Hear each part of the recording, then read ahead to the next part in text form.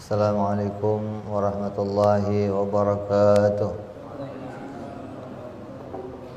Al-Fatihah ila ruhi sayyidina habibina syafi'ina rasulillah sayyidina Muhammad ibn Abdullah sallallahu alaihi wa ala alihi wa ashabihi wa azwajihi wa dhurriyyatihi anallahu ya'ni darajati bil jannah wa yanfa'una bi asrarihim wa anwarihim wa 'ulumihim wa nafahatihim wa barakatihim fid dini wa dunya wal akhirah ja'alna min hizbihim ويرزقنا محبتهم ويتوفانا على ملتهم ويهجرنا في زمرتهم بالعافية والسلامة لهم الفاتحة أعوذ بالله من الشيطان الرجيم بسم الله الرحمن الرحيم الحمد لله رب العالمين الرحمن الرحيم مالك يوم الدين إياك نعبد وإياك نستعين اهدنا الصراط المستقيم صراط الذين أنعمت عليهم غير المغضوب عليهم ولا الضالين آمين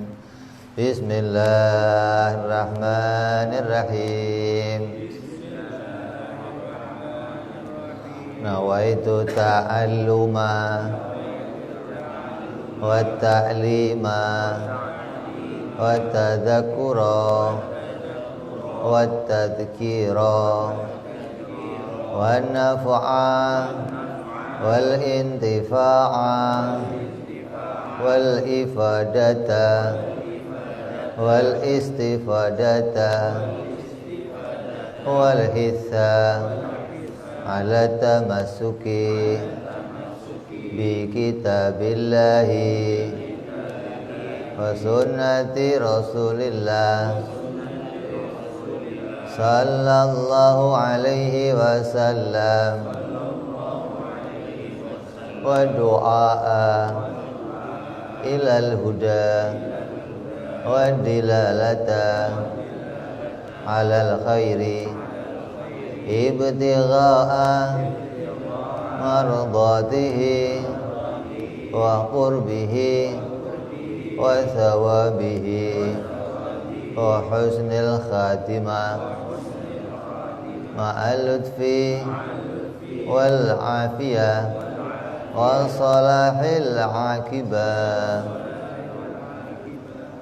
بسم الله الرحمن الرحيم الحمد لله رب العالمين وبه نستعين على أمور الدنيا والدين والصلاة والسلام على رسول الله سيدنا وحبيبنا وشفيعنا ومولانا محمد صلى الله عليه وعلى آله وصحبه أجمعين أما بعد قال مصنف الكتاب حضرة الشيخ سعيد بن كي رحمه الله وغفر له ولوالديه ونفعنا به في الدارين اللهم افتح قلوبنا فتوح العارفين وبحكمتك وانصر علينا برحمتك يا أرحم الراحمين إلى أن قال. Sampai apa kita? Hah?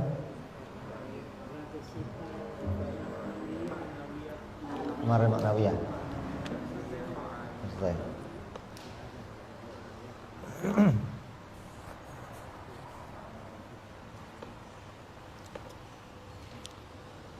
Jadi bicara tentang derajat sifat udah ya. Derajatnya sifat ada 4 derajat, yaitu nafsiyah, salbiyah, ma'ani dan makna ya. Jadi 20 sifat Allah itu dibagi menjadi 4 derajat. Ada yang derajatnya bisa sampai dilihat, ada yang derajatnya subutiyah hanya dipahami, ada yang derajatnya punya makna adamiyah yaitu bariyah. Ini ada 4 derajat. Kalau kita paham 4 derajat ini, maka kita mengenali satu persatu dari sifat-sifat Allah. Jadi kalau yang saya tahu sifat 20 apal, ya berarti baru apal-apalan, baru mengenal sifat 20 seperti anak-anak kita yang hafal. Maka bagi orang yang sudah dewasa tidak hanya dituntut hafal, tapi juga dituntut mengerti bahwa sifat-sifat itu pada derajatnya masing-masing. Kemudian berikutnya bicara ta'alluq.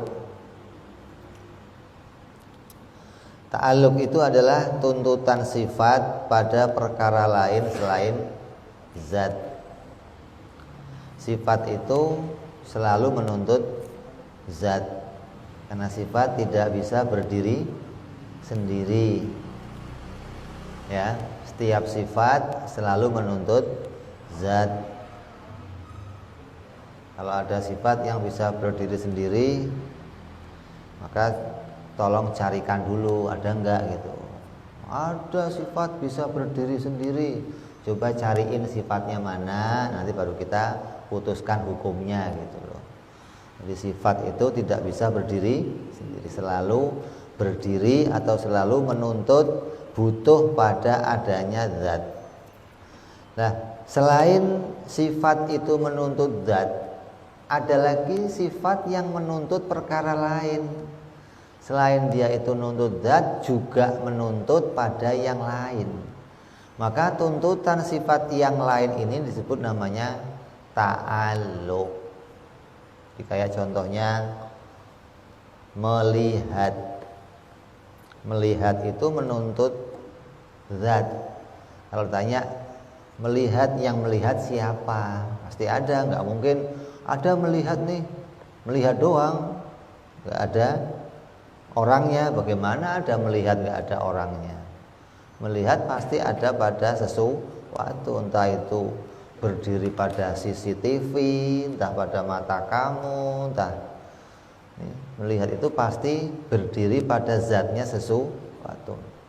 Selain melihat itu menuntut zatnya sesuatu, melihat itu menuntut lagi perkara lain. Kalau ada orang disebut orang ini bisa melihat, maka akan ditanya bisa melihat apa. Nah, itu melihat apa itu berarti tuntutan kerja dari melihat.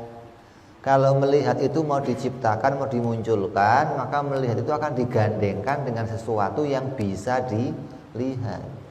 Masa ada melihat tapi nggak ada yang dilihat, ya bukan melihat namanya. Ya, kamu kalau merem itu melihat nggak? Hah? Enggak. Hah? Iya berarti melihat. Yang namanya melihat itu tetap melihat, nggak bisa nggak melihat. Kamu dikasih penglihatan, kamu nggak bisa nggak melihat. Kamu merem juga ngelihat. Ngelihat apa? Gelap. Lah kalau orang buta gelap nggak? Kata siapa? Kalau orang buta itu gelap nggak? Ya nggak gelap, ya nggak terang gitu dong. Orang buta nggak ngerti gelap, nggak ngerti terang. Kalau nggak ada penglihatannya, mana tahu dia gelap? Tahu gelap itu karena ada terang. Kalau kamu merem, saya kalau merem nggak ngelihat, maksudnya nggak ngelihat yang lain, tapi melihat gelap, berarti tetap melihat. Jadi orang yang dikasih melihat itu ya nggak bisa nggak ngelihat. Kalau kamunya tidur lah itu nggak ngelihat, karena tidur itu menghilangkan persyaratannya orang punya sifat aktif, orang punya ta'alluq. Jadi melihat itu bisa kerja, sesuatu itu tetap bisa melihat kalau orangnya itu hidup atau melek, ada matanya, ada penglihatannya tapi mati, gimana? Ya hilang semua. Atau tidur, ya sama, orang tidur itu melihat yang enggak, mendengar juga enggak, padahal pendengarannya ada, penglihatannya ada. Nah, kita mau bicara pada Allah itu ada sifat yang punya ta'alluq atau sifat yang punya kerja, yaitu ada 7 sifat dari sifat Allah yang derajatnya namanya derajat sifat ma'ani. Dari 7 sifat ma'ani, maka ada 6 sifat yang punya ta'alluq atau tuntutan kerja. Hanya satu sifat yang tidak punya ta'alluq atau tidak punya tuntutan kerja atau tidak punya keaktifan, yaitu sifat hayat. Jadi sifat ma'ani ada berapa? 7. Apa aja? Qudrat, iradat, ilmu, hayat, sama, basar, kalam. Ini 7 sifat ma'ani. Satu sifat dari yang 7 ini ada sifat hayat atau hidup. Maka hidup itu satu-satunya sifat ma'ani yang tidak punya kerja. Hidup itu nggak ada kerjanya, nggak ada tuntutan apa-apa gitu loh. Kalau yang lain dari hidup, 6 yang lainnya semuanya punya tuntutan. Tapi sifat hayat ini walaupun nggak punya kerja, tapi kedudukannya sangat penting. Jangan sifat hayat nggak ada kerjanya, ngapain dimasukkan, lu buang aja. Malah repot, nggak ada hidupnya gimana. Jadi adanya sifat hayat, justru hayat itu menjadi syarat menurut akal pada adanya sifat ma'ani yang 6. Jadi sifat yang 6 itu qudrat, iradat, ilmu, sama, basar, kalam, itu bisa ada pada sesuatu kalau sesuatunya itu punya sifat hidup. Kalau nggak hidup bagaimana? Ya melihat enggak, mendengar ya enggak, ngomong ya enggak, ya. Kalau tidak punya sifat hidup. Jadi hidup itu walaupun tidak ada kerjanya, tapi dia menjadi syarat adanya sifat kerja yang lain. Qudrat sifat kerja, iradat sifat kerja, ilmu sifat kerja. Tapi semua sifat kerja itu bisa ada kalau di situ ada sifat hayat, ada sifat hidup. Jadi ada 6 sifat yang punya tuntutan, atau ada 6 sifat yang punya hubungan dengan perkara yang lain. Ya, 6 sifat ini punya hubungan terhadap perkara yang lain. Lah, hubungannya apa? Hubungannya macam-macam nanti. Ada yang hubungannya itu menciptakan, ada yang hubungannya itu hanya mendeteksi, ada yang hubungannya itu menunjukkan sesuatu. Ini punya kerja yang berbeda-beda, punya hubungan yang berbeda-beda. Yang pertama, ada satu bagian dari 6 sifat itu yang kerjanya atau hubungannya pada perkara yang mungkin terjadi, pada perkara yang mungkin khos namanya. Mungkin khos itu maknanya mungkin yang bisa terjadi. Ini banyak orang salah di bidang ini. Banyak orang tidak bisa membedakan sesuatu tentang mana yang bisa diciptakan dan mana yang tidak bisa diciptakan. Di sini. Jadi ada di antara sifat Allah yang kerjanya itu menciptakan. Kan 6 sifat itu punya kerja semua, tapi kerjanya enggak semua menciptakan. Yang kerjanya menciptakan itu qudrat dan iradat. Qudrat iradat itu urusan kerjanya menciptakan. Selainnya qudrat iradat bukan kerja yang menciptakan. Jadi seluruh alam ini kemunculannya atau ketiadaannya itu berurusan langsung dengan qudrat dan iradat. Ini secara majazi, secara tartibnya akal menemukan. Jadi yang menciptakan, yang mengatur, yang mendesain, yang membentuk semua yang muncul ini itu urusannya sama qudrat dan iradat. Nah, kalau hakikatnya bukan qudrat iradat yang menciptakan alam. Hakikatnya yang menciptakan alam ya zatnya Allah, yang persifatan, bukan sifatnya yang menciptakan, bukan. Kita bicara sifat menciptakan ini mau bicara secara terperinci, mau bicara kerjanya sifat, mau membedakan kerjanya satu sifat dengan sifat yang lain. Kan Allah sifatnya ada kudrat, irodat. Itu kudrat itu apa, irodat apa, ilmu apalah. Kita bicarakan, oh kudrat irodat itu sifat yang berhubungan sama penciptaan sesuatu. Nah yang bisa diciptakan apa? Yang bisa diciptakan sesuatu yang mungkin terjadi. Nah ini batasin ini. Yang bisa dibikin sama Allah itu yang mungkin terjadi. Berarti ada perkara yang tidak mungkin terjadi. Nah, jadi perkara itu ada dua. Ada yang mungkin terjadi, ada yang tidak mungkin terjadi. Kamu buka di YouTube mustahil. Isinya apa? Semua ceramahnya pendeta Kristen yang bicara tidak ada yang mustahil bagi Tuhan. Buka coba. Jadi mereka itu berkeyakinan Tuhan itu, Allah itu bisa menciptakan segala sesuatu. Hingga mereka mengatakan tidak ada yang tidak mungkin bagi Tuhan. Tuhan itu mungkin menciptakan apapun walaupun itu perkara yang mustahil. Nah ini kebablasan. Ini nggak punya rem namanya. Ini nggak punya rel namanya. Ada nggak orang Islam yang begitu? Nah, berarti kamu kelihatannya doang Islam. Tapi hati kamu kayak orang. Kamu sepaham sama mereka. Orang Kristen mengatakan Tuhan bisa menciptakan segalanya, hingga Tuhan itu bisa menciptakan anak.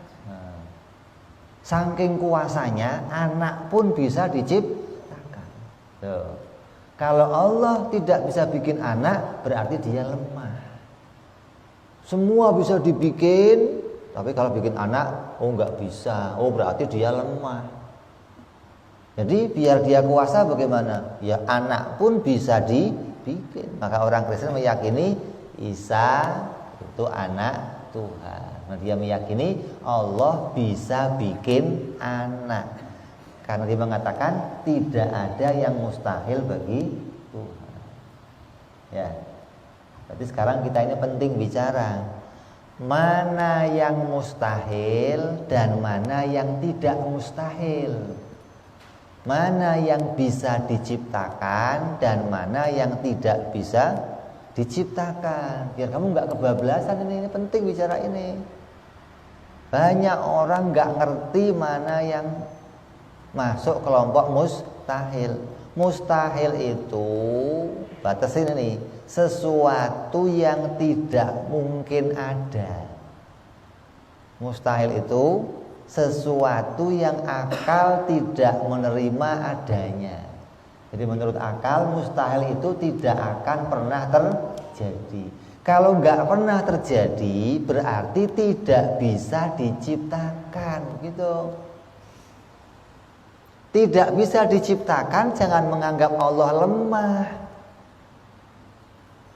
Mustahil itu bukan kerjanya kudrat, gitu loh. Bukan adepannya kudrat. Mustahil itu enggak berurusan sama kudrat. Karena mustahil itu barang asli. Asli tiada. Hingga enggak bisa dimunculkan menjadi ada. Lah kita sebelum kita muncul itu bukan barang tiada. Kalau mustahil itu memang tiada. Lah kita sebelum alam ini muncul itu bukan tiada, tapi disebut namanya mungkin. Mungkin itu ada ya bukan, tiada juga bukan. Itu namanya mungkin. Dari mungkin inilah Tuhan menciptakan sesuatu. Bukan barang tiada diciptakan jadi ada, nggak bisa. Barang yang tiada itu nggak bisa diciptakan jadi ada. Kalau barang yang tiada diciptakan menjadi ada, itu sama aja menciptakan perkara yang mustahil. Itu barangnya tidak ada. Terus mau diciptakan jadi, ya nggak bisa. Yang bisa diciptakan jadi ada itu perkara yang mungkin. Yang asalnya itu ada ya bukan, tidak ada juga bukan. Ini gambarannya seperti gambaran aja, gambaran. Mau bikin lemari, mau bikin meja. Meja ini dibikin, itu asalnya bukan meja kan? Asalnya apa? Asalnya tidak ada. Terus? Jadi adalah ini adanya meja ini bahannya apa? Kayu. Nah, sebelum dibikin meja, dia itu meja apa kayu? Meja apa kayu? Sebelum jadi meja, kayu. Lah, kayu itulah yang oleh akal digambarkan namanya mungkin. Dari kayu itu mau dibikin jadi meja bisa, jadi lemari bisa, jadi pintu bisa, jadi kursi bisa. Itu dari kayu gitu loh. Lah, kita ini diciptakan jadi macam-macam itu asalnya dari mungkin namanya. Mungkin inilah yang bisa muncul jadi alam, jadi langit, jadi bumi, matahari, bulan. Ini dari mungkin ini, bukan dari tiada, bukan. Memang kita pertama belajar dulu alam ini dari nggak ada terus jadi ada. Itu namanya madhab hadisah. Nah, kita kalau pengen lebih perinci, maka kita disuruh meningkat ke madhab mungkinat. Apa? Bahwa alam ini asalnya bukan tiada. Alam ini asalnya mungkin ada. Dari mungkin ada itulah diciptakan menjadi ada. Gitu loh. Kalau asalnya itu mungkin tiada, ya nggak bisa diciptakan jadi ada, nggak bisa. Wong asalnya aja mungkinnya mungkin tiada. Jadi maka disebut ada mungkin khos, ada mungkin am. Mungkin am itu mungkin yang umum. Artinya ada boleh, nggak ada boleh. Tapi kalau mungkin khos itu mungkin yang boleh ada. Bisa diciptakan menjadi ada. Ini kita mau bicara ini penting ini. Saya kasih contoh. Kalau saya melempar batu ke atas, jatuh nggak?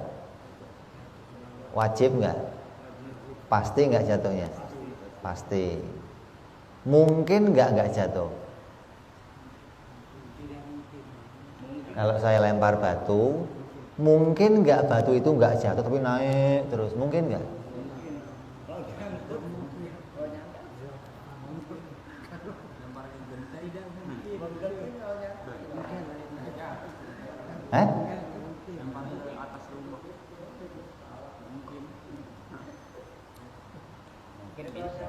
Apa? Bisa nggak jatuh. Tapi terus naik ke atas terus?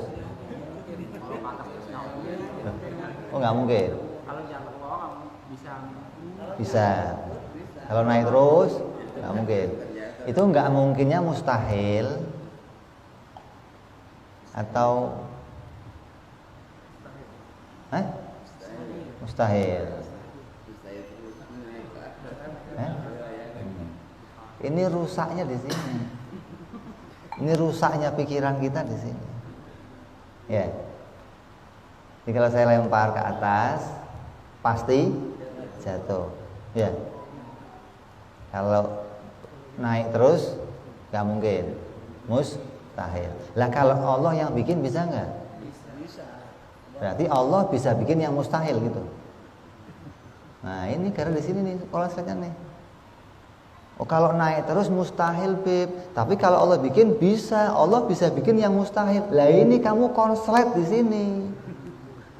Pikiran kamu rusak di situ tuh. Allah bisa bikin yang mustahil. Sama dengan orang Kristen pikiran kamu berarti. Ini pentingnya ngaji di sini, biar kamu jadi orang Islam otaknya. Kalau batu saya lempar ke atas, bukan pasti jatuh, biasanya jatuh. Begitu. Yang ngomong pasti siapa? Kan tiap hari begitu, Bib. Berarti terjadinya berulang-ulang seperti itu. Keputusan batu itu kalau saya lempar jatuh, kamu putuskan pasti, itu pastinya bukan menurut akal, tapi pastinya menurut kebiasaan. Karena terjadi berulang-ulang, maka kamu putuskan pasti jatuh. Nah sekarang kalau nggak jatuh gimana? Mustahil. Nah ini yang rusak. Kalau nggak jatuh namanya apa? Luar biasa. Nah ini batasin ini. Nah paham kamu? Dari dulu nggak paham kayaknya minta dicuci otaknya ini. Ya, ini rusaknya banyak orang di sini.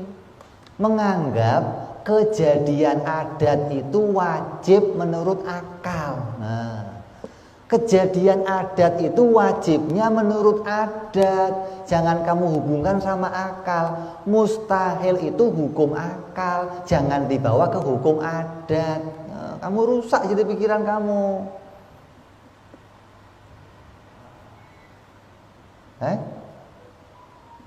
Pikiran kamu rusak. Contoh, perkara mustahil itu asli perkara yang tidak bisa diciptakan. Bagaimana kita menemukan perkara itu mustahil? Perkara mustahil itu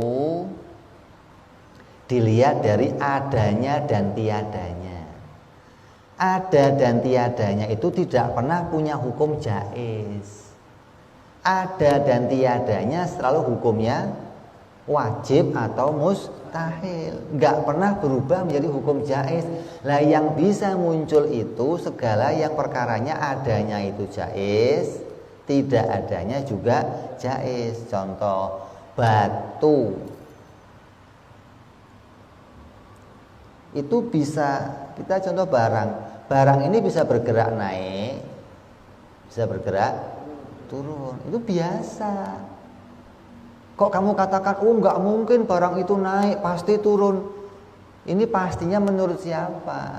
Menurut hukum adat, begitu dong.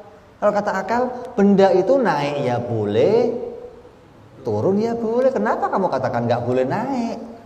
Kan nggak pernah terjadi. Lah ini, nggak pernah terjadi, jangan kamu katakan mustahil. Kalau sesuatu yang tidak pernah terjadi kamu katakan mustahil, nanti kamu akan menolak berita kenabian. Nabi punya hal yang luar biasa, membelah laut, bulan dibelah, tongkat jadi ular. Nanti kamu katakan, wah itu mustahil. Loh kok mustahil? Kan gak pernah terlihat. Gak pernah terlihat itu bukan mustahil. Gak pernah terlihat itu kalau terlihat namanya luar biasa, begitu. Makanya kamu lihat coba orang-orang di ceramah-ceramah di YouTube itu, tidak ada yang mustahil bagi Tuhan. Ada orang sakit, sudah divonis dokter mati, kumpulkan keluarganya, nih tinggal pesan kuburan aja nih, udah kita nggak sanggup dah. Tiba-tiba kamu datang, kamu tiup rokok, hidup, sehat. Kata dokter apa? Kata dokter apa? Mukjizat. Ini mukjizat katanya, mukjizat dasmu begitu. Itu namanya luar biasa, begitu dong. Mukjizat itu hanya milik Nabi. Kalau Nabi yang menyentuhnya terus sehat, itu namanya mukjizat. Kalau orang lain yang menyentuhnya terus sehat, itu namanya luar biasa.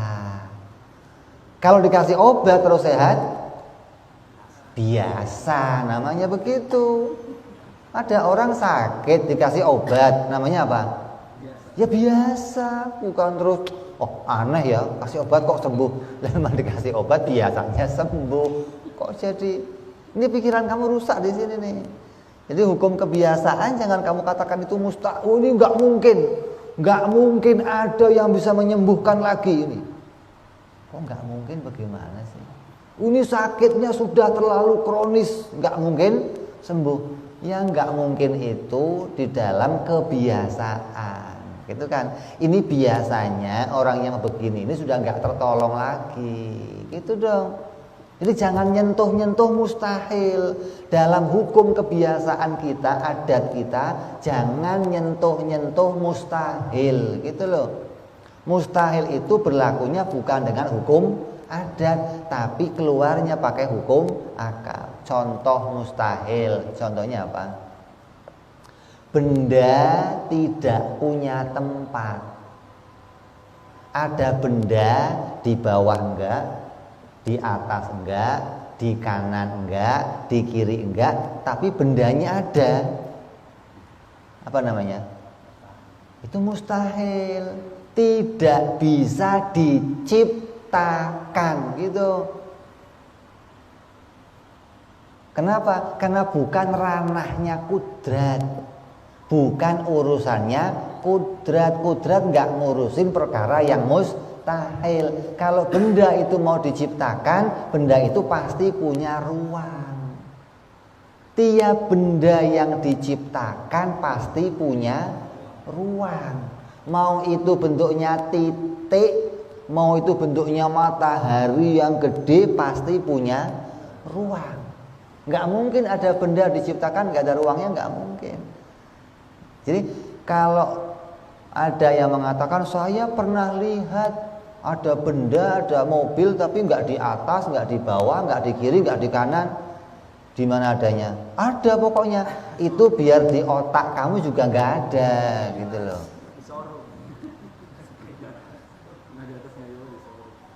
Gitu loh. Jadi kalau kita mau ngelihat caranya loh. Caranya kita mengetahui ini mustahil atau tidak mustahil. Akal itu kerjanya kayak papan tulis, bikin gambaran. Pikiran kamu, kalau kita kasih tanda panah, ting, bunder, ada mobil, ada apa?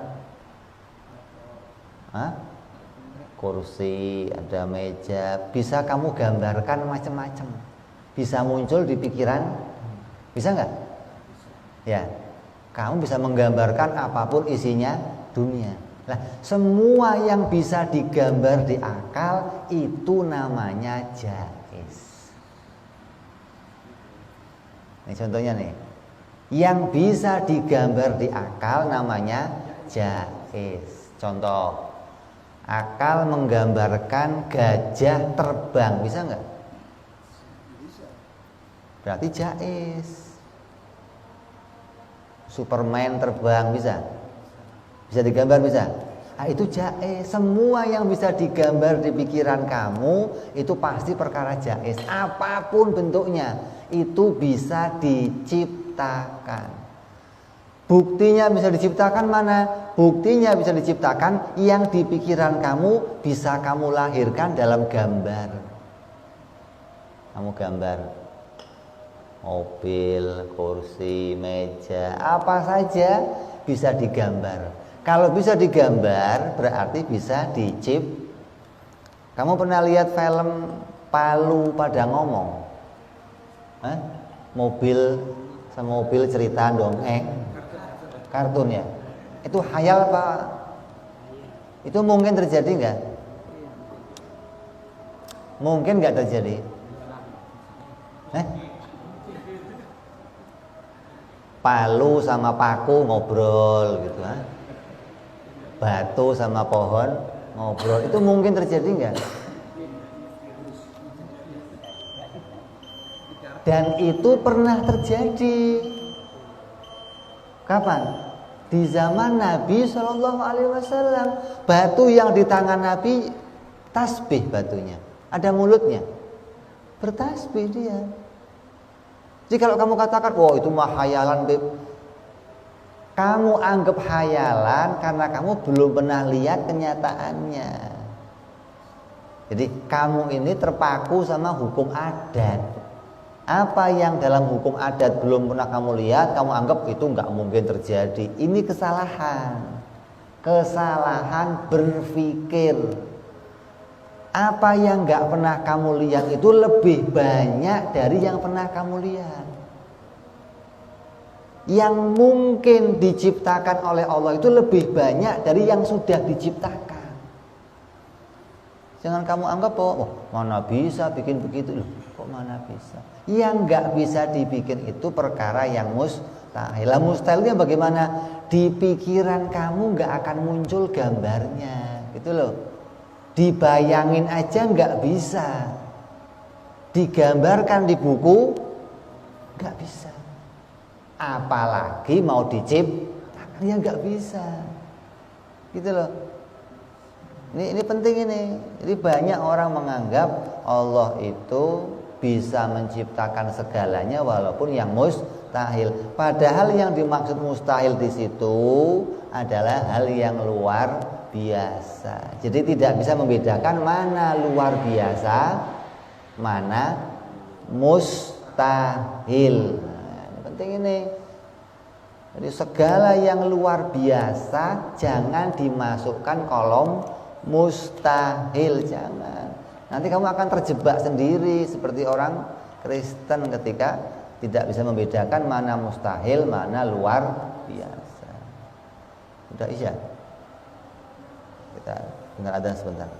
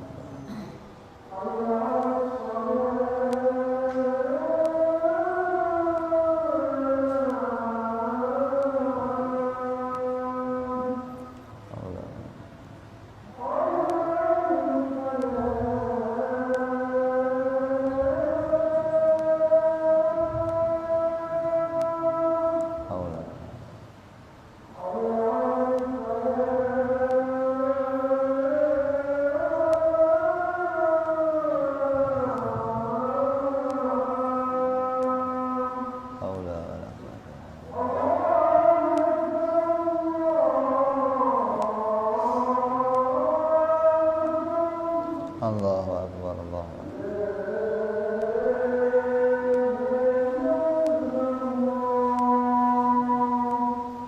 La ilaha illallah Muhammad Rasulullah sallallahu alaihi wa ala alihi wasallam. Allahumma rabb hadhihi ad-da'wati at-tammah salatul qaimati sayyidina Muhammad al-wasilah wal fadilah wa syaraf wa darajal 'aliyah rafi'a wa badhul maqam al-mahmud alladhi wa'adta ya arhamar rahimin. Rabbi ighfirli wa li walidayya, rabbi ighfirli wa li walidayya, rabbi ighfirli wa li walidayya ya Allah. Rabbi ighfirli wa li walidayya, rabbi ighfirli wa li walidayya warhamhuma kama rabbayana shaghira. Allahumma barik lana wa fi auladina wa hafadhum wa la tadurruhum warzuqna birrahum wa fiqhum li ta'atik. Allahumma barik lana wa lahum fil hal wal ma'al wal iyal bi jahi kabiril muta'al. Wa sallallahu ala sayyidina Muhammadin wa ala alihi washabihi wasallam walhamdulillahi rabbil alamin.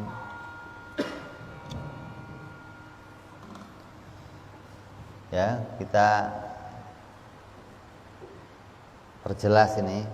Ini ta'aluk yang pertama namanya ta'aluk menciptakan. Yang diciptakan itu perkara yang mungkin terjadi. Jadi segala yang bisa terjadi, apapun itu, maka itu bisa diciptakan oleh Allah. Nah, kalau perkara mustahil tidak bisa diciptakan. Tidak bisa diciptakan bukan artinya lemah, tapi perkaranya tidak bisa terjadi, terwujud. Allah menciptakan anak, Allah menciptakan istri. Ini perkara yang mustahil. Maka mustahil itu tidak mungkin diciptakan oleh Allah. Yang mungkin diciptakan oleh Allah hanya pada perkara yang jaiz terjadi atau perkara yang mungkin terjadi. Jadi banyak orang-orang yang salah di bidang ini. Segala hukum yang pasti dalam hukum adat, kalau kamu ketemu dengan hukum adat terus kamu memutuskan hukum pasti, oh ini pasti batu dilempar ke atas jatuh, pasti awan kalau sudah mendung itu turun hujan, pasti orang minum obat begini, pasti begini, pasti.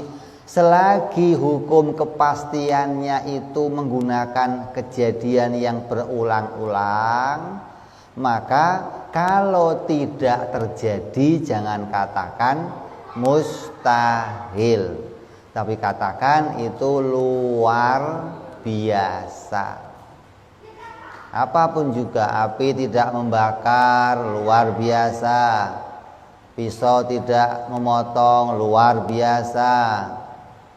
Nasi tidak mengenyangkan, luar biasa. Gitu. Bensin tidak membakar, luar biasa. Biasanya kalau dikasih bensin terbakar, nih kok enggak? Wah mustahil nih. Enggak ada yang mustahil, enggak. Hukum adat tidak kenal kalimat mustahil, begitu. Yang kenal kalimat mustahil itu hukum akal. Ini sama aja kamu ngomong begini. Kalau ada orang cerita dagang, saya kemarin dagang modal sekian, saya usahakan, saya pakai untuk dagang sekian hari, bukan hasil tapi rugi. Terus kamu ngomong, wah ini nggak cocok sama hukum kimia nih. Apa hubungannya sama hukum kimia? Jadi kalau mau menetapkan hukum yang sehubungan. Jadi kalau mau mengatakan mustahil untuk hukum adat itu nggak cocok. Mustahil itu untuk keputusan hukum akal baru cocok, gitu loh. Kalau untuk keputusan hukum adat namanya luar biasa, bukan mustahil. Ini batasin ini. Jadi jangan sampai kamu mengatakan lagi tidak ada yang mustahil bagi Allah. Allah mampu menjadikan segalanya, walaupun itu yang mustahil. Ini kebablasan. Kalau kamu katakan Allah bisa bikin segalanya, betul, tapi kasih batasan pada perkara yang mungkin terjadi, begitu.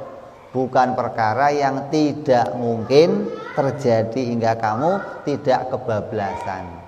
Quran mengingatkan kita, Allah mengingatkan kita. Kata Allah apa?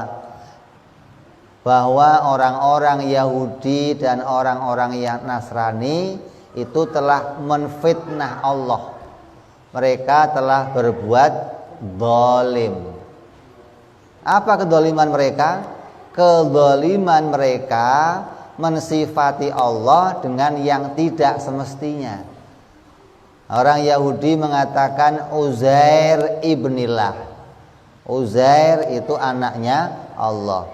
Orang Nasrani mengatakan Isa ibnillah. Isa itu anaknya Allah. Orang-orang Arab dulu kuno mengatakan malaikat banatullah. Malaikat itu anak-anak perempuannya Allah. Ini fitnah kata Allah.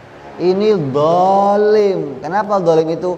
Menempatkan sesuatu tidak pada tempatnya, meletakkan sesuatu tidak pada yang semestinya. Maka orang-orang ini menjadi orang-orang yang dilaknat oleh Allah, orang-orang yang berbuat zalim yang sangat besar. Ente fitnah manusia aja dosa besar, Allah difitnah, kan lebih parah lagi. Fitnahnya apa? Punya anak lagi. Allah punya anak, ini fitnah luar biasa. Kalau nggak punya anak, kalau Allah nggak bisa bikin anak gimana?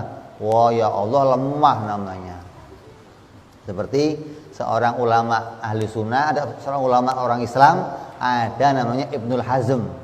Ibnul Hazm ini punya kitab-kitab fikih ratusan, cetakan kitabnya ratusan, mendalami ilmu fikih sangat detail. Tapi ketika dia dapat satu pertanyaan, apakah Allah bisa bikin anak? Kredit pikirannya. Dia bikin buku lagi, dia bikin dalil-dalil kalau Allah tidak bisa bikin anak, Allah lemah. Loh. Orang Islam loh ini. Maka paham ini namanya paham Mu'tazilah, yang mengatakan Allah bisa bikin segalanya walaupun bikin anak, tapi Allah nggak bikin. Kalau mau bisa bikin, cuman lagi nggak bikin aja gitu. Sebab kalau Allah nggak bisa bikin berarti Allah lemah. Ini bablas, ini nggak punya rel, ini nggak punya rem.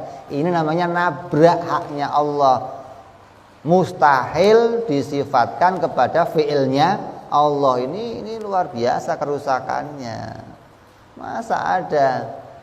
Sama aja begini, kalau Allah itu maha kuasa, Allah bisa enggak bikin Allah lagi gitu? Allah bikin Allah lagi. Namanya apa? Mustahil. Gitu dong. Kalau Tuhan kok diciptakan, ya bukan Tuhan namanya. Namanya makhluk. Masa Allah bikin Tuhan lagi bagaimana? Wong Tuhan itu enggak ada awal, enggak ada. Bagaimana mau diciptakan? Lah Allah bikin anak. Lah anak untuk apa bagi Allah? Allah enggak butuh segalanya. Allah enggak butuh penerus. Allah enggak butuh pengganti. Bagaimana mungkin kamu katakan Allah bikin anak? Kalau Allah bikin nabi, iya. Allah bikin makhluk, iya. Allah bikin malaikat, iya. Lah kalau Allah bikin anak, ini anak untuk apa? Begitu dong. Jangan gara-gara mau mengatakan kalau nggak bisa bikin anak lemah, dipaksakan Allah itu bisa bikin anak. Ini gara-gara nggak ngaji ini, nggak ngaji ta'aluk, nggak ngerti mana yang jadi depan atau kerjanya kudrat. Kudrat irodat itu kerjanya pada apa? Biar kamu nggak kebablasan. Kudrat irodat kerjanya hanya pada perkara yang mungkin terjadi. Jadi sekarang pelajaran kamu tinggal mencari tahu mana yang mungkin, mana yang tidak mungkin. Tidak mungkin ini maknanya mustahil atau wajib. Wajib ya tidak mungkin, mustahil ya tidak mungkin. Dua perkara ini tidak masuk kelompok ta'aluknya kudrat. Ta'aluknya kudrat hanya pada perkara yang boleh saja terjadi, ya. Mudah-mudahan ini bisa dipahami. Ini jadikan pedoman kita, jangan sampai pikiran kita rusak dengan keterlibatan kita terlalu jauh dalam hukum adat, hingga akal kita mengira hukum adat itu adalah hukum akal. Maka ini kesalahan. Mudah-mudahan Allah jadikan kita semuanya punya akal yang paham tentang hal yang sebenarnya. Allah jadikan akal kita akal yang bisa memahami keadaan-keadaan haknya Allah, haknya diri kita. Allah jadikan hati kita futuh, Allah jadikan hati kita terang, Allah jadikan hati kita terbuka, bisa ma'rifat kepada Allah, bisa mengenal hak-haknya Allah, tidak salah mengenal Allah. Hati kita jadi hati yang bisa jadi hati yang tenang, hati yang mengabdi kepada Allah, hati yang senantiasa bisa zikir la ilaha illallah, hati yang selalu menghambakan diri kepada Allah Subhanahu wa taala dari hari hidup kita sampai hari kematian kita bi barakati Nabi Muhammad sallallahu alaihi wasallam. Wallahu a'lam bishawab. Wa ila hadratin Nabi.